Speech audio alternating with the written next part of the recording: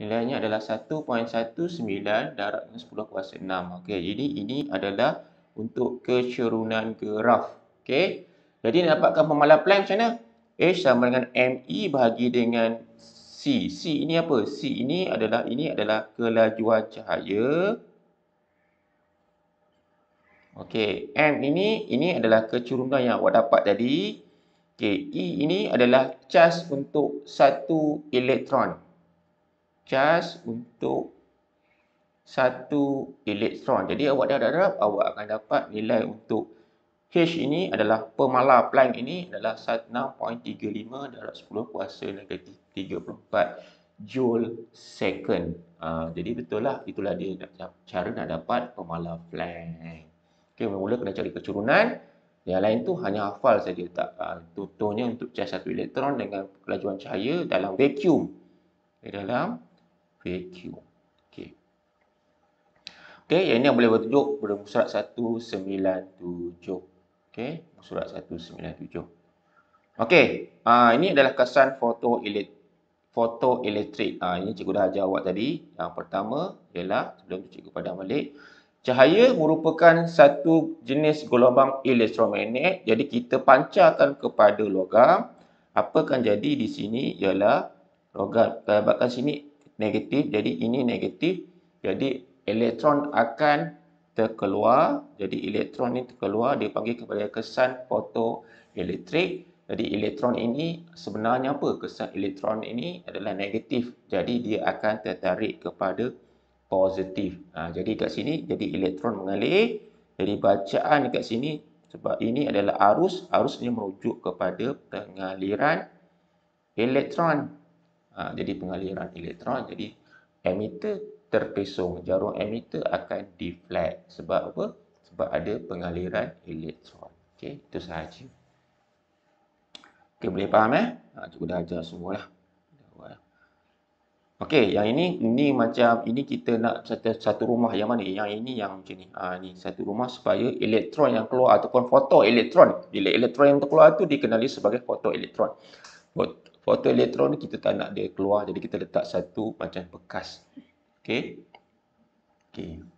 Okey, apa ciri-ciri kesan fotoelektrik? Yang elektron yang keluar daripada permukaan logam tu dikenali sebagai kesan fotoelektrik. Okey, yang pertama dia cakap apa? Okey, dia kata dalam teori klasik dia kata gelombang cahaya ini merupakan spektrum yang tenaganya selanjar. Tenaga selanjar itu apa? Tenaga selanjar tu macam inilah, dia selanjar. Okey. Sebenarnya tak, sebenarnya itu tapi itu teori klasik yang lama dia kata tenaga yang dibawa oleh cahaya itu dalam bentuk selanjar. Okey. Kesan fotoelektrik seharusnya boleh berlaku pada sebarang frekuensi gelombang cahaya. Awak tahu gelombang cahaya ni terdiri daripada 7 color. Michael Jackson kena halau balik India Utara. Michael Jackson kena halau balik India Utara. Semua ni kat sini frekuensinya berbeza-beza. Dekat sini merahnya frekuensi yang paling rendah, ungu frekuensi yang paling tinggi.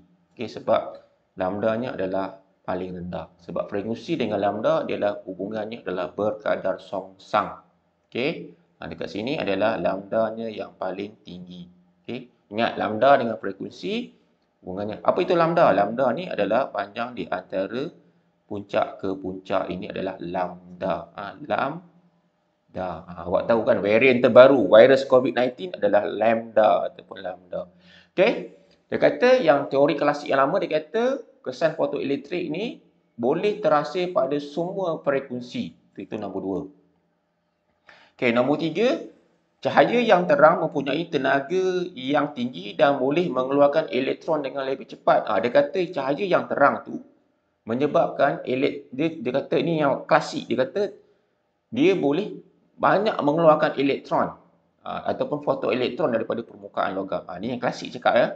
Jadi kata cahaya yang malap mempunyai kandungan tenaga yang rendah dan memerlukan masa yang lebih panjang untuk mengeluarkan elektron ataupun fotoelektron. Okay, ini yang klasik. Okay. Jadi sebenarnya, adakah betul? Tapi bila dia orang buat eksperimen, sebenarnya adalah kadar pancaran elektron ataupun fotoelektron ataupun kesan fotoelektrik ini sebenarnya ialah dia tidak bergantung kepada kecerahan kecerahan lampu tu. Dia sebenarnya adalah dia bergantung kepada keamatan sinar gelombang. Dia bergantung kepada keamatan sinar gelombang. Okey. Jadi sebenarnya dia kata kadar pengancaran elektron sebenarnya adalah berkadar terus dengan keamatan sinar gelombang. Itu nombor satu. Kemudian dia cakap lagi, tenaga kinetik yang dibawa elektron itu tidak bergantung kepada keamatan sinar gelombang. Yang tadi keamatan kan gelap, malap tu, itulah keamatan sinar gelombang. Kemudian kewujudan frekuensi ambang ataupun panjang gelombang ambang untuk mengeluarkan elektron daripada permukaan logam. Jadi sebenarnya, katakan ini adalah logam. Dia ada elektron kat sini. Ini semua ialah elektron. Elektron hanya dipancarkan daripada permukaan logam jika frekuensi sinar gelombang melebihi frekuensi ambang logam. Maksudnya kat sini, satu cahaya, cahaya ni kita pancarkan dia. Contoh kat sini, frekuensi ambang logam. Kalau ni dia ada frekuensi ambang logam. Contohnya kat sini adalah 50 Hz. Contohnya kat sini adalah 60 Hz. Contohnya frekuensi gelombang cahaya 60 Hz. Frekuensi ambang logam adalah 50 Hz. Apabila frekuensi sinar gelombang itu lebih tinggi daripada sinar ambang ni, barulah elektron tu boleh terpancar keluar. Itu sebenarnya bukan dia bergantung kepada keamatan yang cerah, cahaya, gelap tu bukan bergantung kepada itu. Dia bergantung sebenarnya adalah kepada frekuensi. Boleh ya? Jadi bila frekuensi melebihi pada frekuensi ambang logam, elektron akan terpancar keluar serta-merta. Contoh kat sini ya. Ini adalah beza antara pancaran termion dengan kesan fotoelektrik. Pancaran termion macam mana? Pancaran termion ini adalah filament. Filament ini apa? Ini adalah filament. Kat sini adalah elektron. Filament ini arus akan tukar menjadi ataupun akan arus mengalir. Bila arus mengalir, dia akan menghasilkan apa? Dia akan menghasilkan haba. Dekat sini adalah haba. Haba ini akan menyebabkan elektron akan keluar. Yang ini dipanggil sebagai pancaran termion. Ini adalah pancaran termion. Dengan cara kita panaskan. Filament ini mengekalkan tenaga haba. Panaskan logam, jadi elektron daripada logam akan keluar. Tapi mengambil elektron yang keluar itu mengambil masa yang lama. Fotoelektrik sebaliknya. Fotoelektrik kat sini sebaliknya. Kat sini ada elektron. Kita pancarkan cahaya ataupun sinaran elektromagnet. Bila kita pancar, elektron tu akan keluar dengan serta-merta. Lagi mudah, tak perlu panas. Pancarkan cahaya pada logam, elektron itu akan keluar. Dengan syarat frekuensi cahaya ini mesti melebihi frekuensi ambang logam. Contohnya kat sini 60 Hz, dekat sini 50 Hz, dia melebihi, maka elektron serta-merta akan keluar. Yang ini dipanggil sebagai kesan fotoelektrik. Jadi kesan fotoelektrik yang pertama ialah frekuensi ambang, FO. Ambang ini merujuk kepada frekuensi minimum yang boleh menghasilkan kesan fotoelektrik pada suatu logam. Awak tahu kan kesan fotoelektrik apa? Ini satu logam, dalamnya ada elektron. Ini semua elektron. Jadi bila ini cahaya, bila cahaya ni kita pancarkan pada permukaan logam, ini adalah permukaan logam. Elektron akan keluar. Yang ini dikenali sebagai kesan fotoelektrik. Jadi kita nak frekuensi minimum. Jadi frekuensi logam ni mempunyai frekuensi ambang. Frekuensi ambang. Jadi kalau contohnya kat sini 50 Hz, contoh lah 50 Hz. Jadi kalau sini dia punya frekuensi sinar cahaya itu 50 Hz, barulah elektron ini boleh keluar. Kalau dia buat kat sini 40 Hz, contohnya 40 Hz. 40 Hz kurang daripada 50 Hz, maka elektron tak akan keluar pada permukaan logam. Boleh Kamarul? Jelas Kamarul? Bagus Kamarul, bagus. Fokus. Bagus. Adif? Dave, on mic Dave. Lebur lah tu. Kasturi? Kasturi? Ada? Ada. Faham? Faham. Okey. Cikgu? Oh cikgu. On mic cikgu, tak payah tulis. Cikgu, cikgu masak kot ni. Okey, itulah dia kesan pot. Ya cikgu, tak payah tulis cikgu, awak on mic je.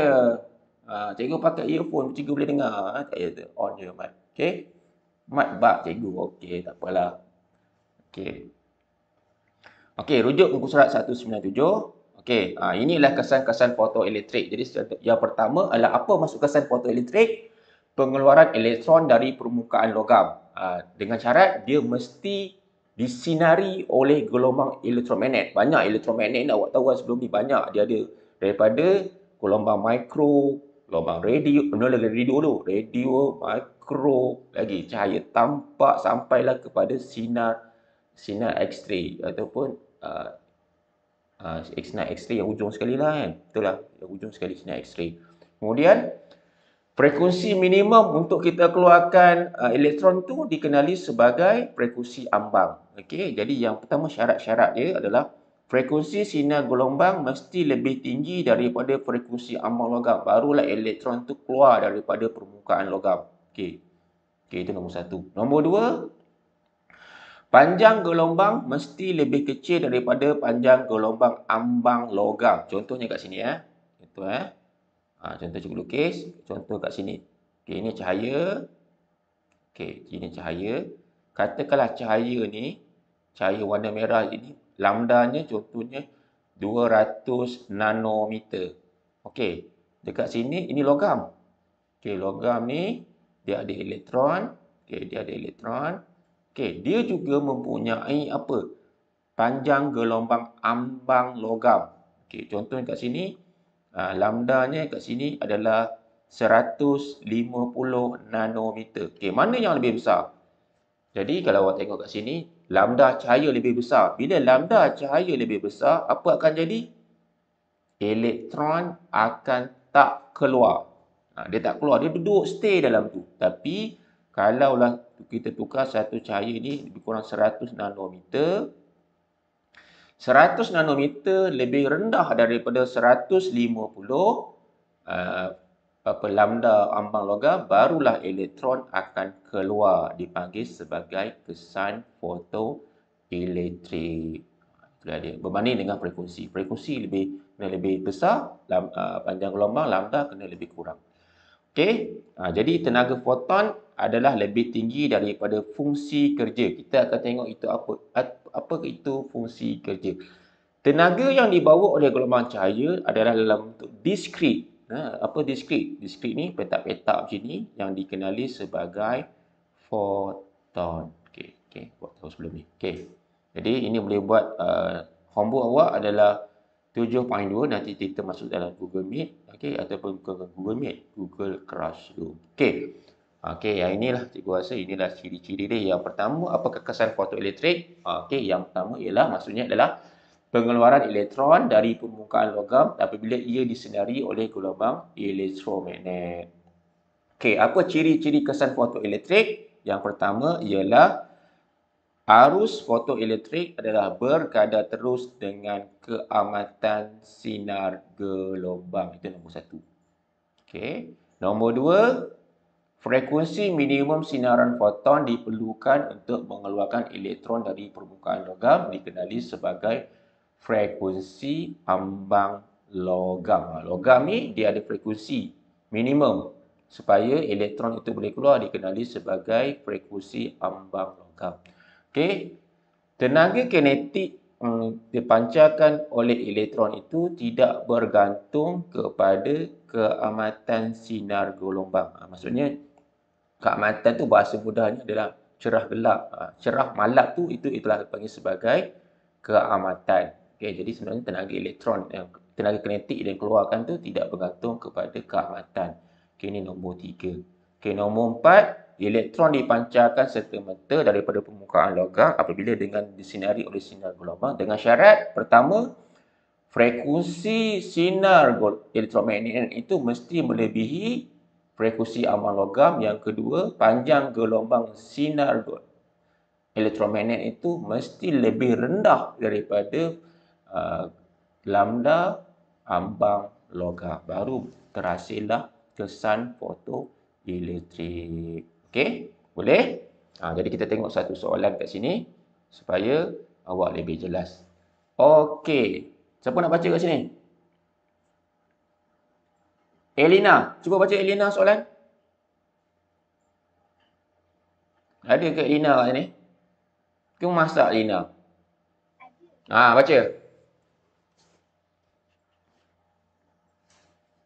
Saja sinar gelombang elektromagnet besar.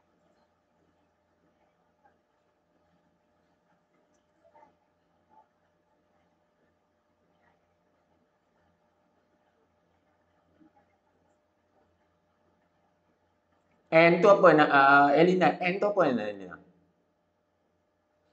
N tu apa? Nano. Okey, baca sambung Elina. Ya.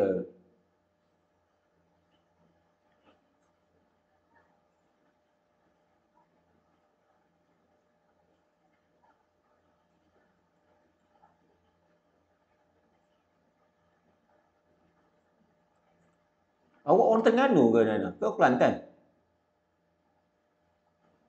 Perak, okey. Okey, kat sini kita ada dua logam. Okey, kita ada logam A dan logam B. Okey, kemudian panjang gelombang ambang logam A ni 406. Contohnya kat sini kita ada dua logam ya. Kita ada logam A dengan B. Kita buat sini A dengan B. Okey. Kemudian dua-dua ni kita sinar cahaya yang samalah. Kita tengok sinar cahaya yang sama. Okey, pertama awak kena cari dia punya lambda untuk sinar cahaya. Awak tahu formulanya V sama dengan F lambda. Tapi kat sini kita ganti V tu sebab dia cahaya, kita ganti C sama dengan F lambda. Sebab C ni merujuk kepada laju cahaya dalam vacuum. Ni adalah laju cahaya dalam vacuum. Kita pakai C. Jadi kita nak cari lambda. Jadi lambda sama dengan C per dengan F. Awak tahu, C ni memang 3 darab 10 kuasa 8. Jangan tanya cikgu. Walaupun tidak diberi dalam soalan, awak tahu. Laju cahaya dalam vacuum memang 3 darab 10 kuasa 8. Okey, yang ini adalah frekuensi. Frekuensi ini diberi dalam soalan yang ni. Okey, jadi kat sini dia kata frekuensi kat sini adalah 5 darab 10 kuasa 14 Hz. Ni frekuensi cahaya. Okey, jadi awak dapatlah dekat sini dia punya lambda kat sini. Untuk di sini adalah 600 nanometer. Okey, awak dah dapat dah. Ini adalah lambda untuk sinar cahaya yang memancar pada logam A dan logam B. Okey, kita tengok. Mana satu elektron akan keluar? Okey, awak baca syarat dia. Syarat untuk elektron keluar daripada permukaan logam. Pertama, frekuensi sinar gelombang. Yang ni frekuensi 600 tu mesti lebih besar daripada frekuensi ambang logam. Itu syarat yang pertama. Syarat yang kedua ialah panjang gelombang mesti lebih kecil daripada panjang gelombang ambang logam.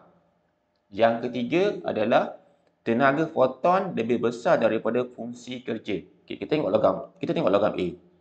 Logam A ni dia punya lambda ambangnya adalah 406 nanometer. Jadi kat sini kalau awak tengok, panjang gelombang lebih besar daripada panjang gelombang ambang logam.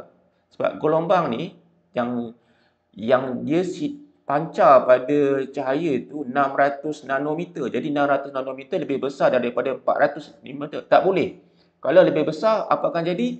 elektron tidak keluar pada logam A. Ingat, kalau untuk panjang gelombang, dia mesti lebih rendah. Tapi kalau untuk logam B pula, dia punya lambda amal logamnya adalah 688. Jadi, lambda sinar cahaya itu 600. 600 kurang daripada 688, apa akan jadi? Panjang gelombang lebih kecil daripada gelombang ni. Jadi, elektron akan keluar untuk pada logam B, dipanggil sebagai kesan fotoelektrik. Jadi, logam B sahaja yang mengalami kesan fotoelektrik. Okey, boleh faham? Jelas? Ajar boleh faham, ajar? Okey, bagus. Itu sahaja untuk hari ini. Okey, homework. Okey. Jadi, homework, nanti kejap homework, cikgu akan masuk pada Google Classroom. Muka surat berapa? Mana? Homework, kena buat homework. Tak boleh weh. Mana boleh? Okey, awak kena buat. Sekejap cikgu masuk kat sini. 7.2. Okey, jadi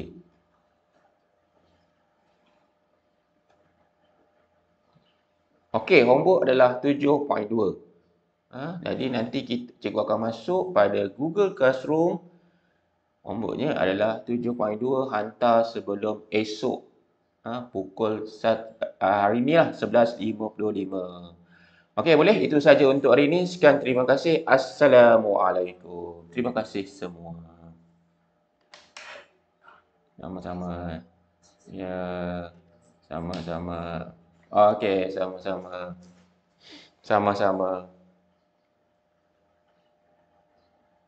Sama-sama. Ya. Cikgu tak rekod lah, Lip. Tak sempat. Cikgu... kenapa?